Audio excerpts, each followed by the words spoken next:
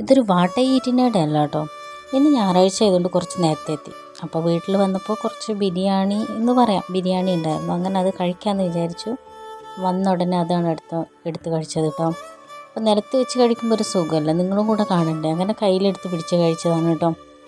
അല്ലെങ്കിൽ ഈ വീട്ടിലൊക്കെ ഇരിക്കുമ്പോൾ എന്തെങ്കിലും ഇടയ്ക്കിടയ്ക്ക് തിന്നുകൊണ്ടിരിക്കണം അല്ലേ. എന്തായാലും തിന്ന് കഴിഞ്ഞപ്പോഴത്തേക്കും എനിക്ക് കുറച്ച് പണിയൊക്കെ ഉണ്ടായിരുന്നു. കുറച്ച് വിറകൊക്കെ എടുത്ത് വെക്കാനുണ്ടായിരുന്നു കേട്ടോ. അപ്പോൾ വിറക് നേരത്തെ എല്ലാം റെഡിയാക്കി വെച്ചതാണ്. പക്ഷെ നമ്മൾ കുറച്ച് ഉണങ്ങാനുള്ളതുകൊണ്ട് പുറത്ത് തന്നെ വീടിൻ്റെ ബാക്ക് സൈഡിലാണ് കേട്ടോ അപ്പോൾ ഉള്ളത്.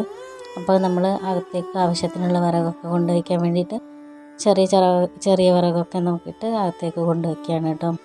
പിന്നെ കുറച്ച് സമയം ഞാൻ വിചാരിച്ചിട്ടുണ്ട് പിന്നെ കുറച്ച് അപ്പുറത്തേക്ക് നടക്കാമെന്ന് വെച്ചിട്ട് അപ്പുറത്തെ ചേച്ചീൻ്റെ വീട്ടിൽ പോയപ്പോൾ വല്യമ്മ ഇവിടെ ഭയങ്കരമായിട്ട് എന്തോ പണിയാണ്. എന്തോ പണിയെന്ന് പറഞ്ഞാൽ വല്യമ്മക്ക് തുമ്മം തിന്നാനുള്ള പണിയിലാണ് കേട്ടോ. അങ്ങനെ അവിടെ ഞാൻ നോക്കുമ്പോൾ കുറേ ചെടികളുണ്ട് കേട്ടോ. ഇത് മുമ്പേ ഉണ്ടായിരുന്നതാണ്, പക്ഷേ ആ സൈഡിലേക്ക് ഒതുക്കി വെച്ചപ്പോൾ കുറച്ചധികമുള്ള പോലെ തോന്നി.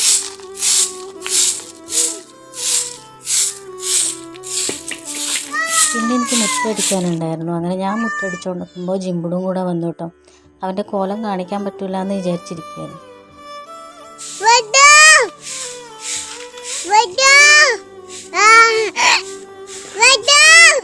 അവനാണെങ്കിൽ മൊത്തം ഇവിടെ പൊടിയാണ് കേട്ടോ.